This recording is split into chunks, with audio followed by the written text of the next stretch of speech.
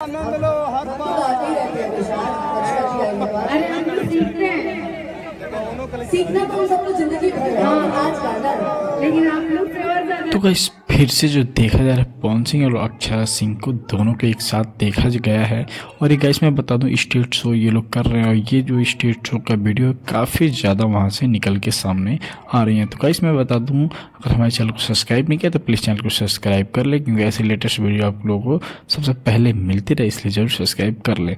तो गाइस मैं बता दूँ कि अभी जो सुनने में आ रहा है कि अक्षरा सिंह जो है पवन सिंह के साथ फिर से रहना चाह रही हैं, लेकिन मेरे ख्याल से तो पवन सिंह नहीं रखेंगे, लेकिन फिर भी दोनों काफ़ी टाइम के बाद स्टेज शो पे दिखाई दिए। दोनों एक साथ हैं और काफ़ी ज़्यादा इमोशनल के साथ जो फिर से दोनों एक साथ जोश जुनून के साथ दिखाई दे रहे हैं स्टेज शो करते हुए।